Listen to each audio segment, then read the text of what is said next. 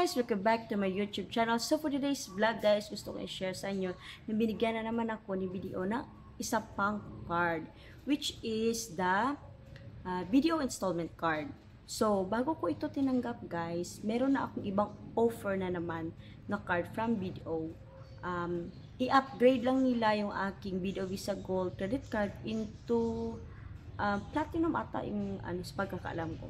So ganoon din si BPI guys, no. Gusto din nila i-upgrade yung blue na card ko from BPI na into platinum. So bago ako nag-yes sa offer nila, tinignan ko muna yung kanyang annual fee. So usually sa pagkakaalam ko, basta platinum mahal. Kasi meron na akong Metrobank platinum na Mastercard.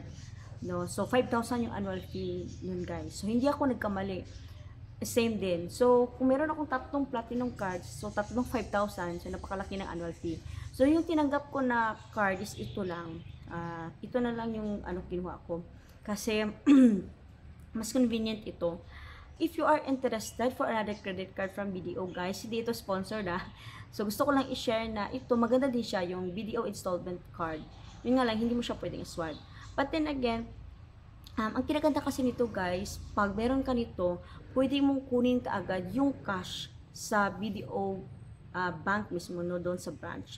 So hindi na masyadong hassle, hindi mo na kailangan maghintay ng ilang days for processing. Kasi pwede mo siya, may option kayo na pwede mong kunin sa bank kaagad yung pera, or pwede mong ipalagay sa savings account. Yung 70,000, 2 hours lang, yung chika-chika namin ng teller, yung nag-assess sa akin, inakuha ko na kaagad ang parang mataas na nga yung masyado yung 2 hours, 1 hour lang ata eh.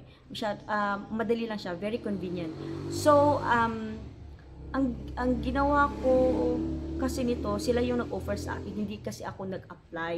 Nung nakita kasi nila meron akong ibang other credit card, sabi nila, ma'am, gusto mo ng video installment card. So, nagtanong ako kung ano siya.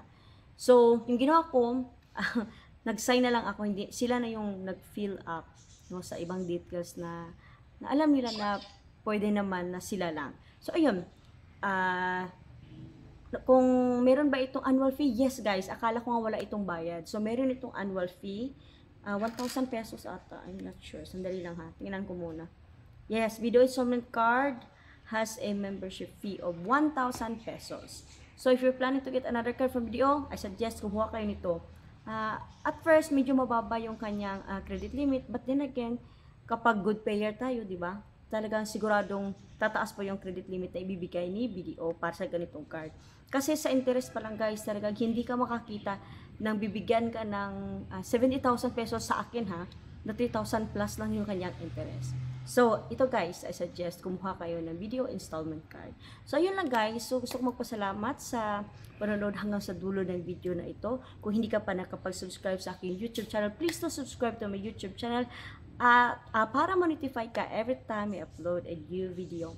At saka, kung meron kayong katanungan, please leave a comment sa comment section. So, ayun lang guys, no? Ingat kayo palagi. So, daghan kayo. Salamat, madami kayo. Salamat. And I hope I'm going to see you again on my next vlog. Bye-bye guys. Ingat ka mo for me. Ingat kayo palagi.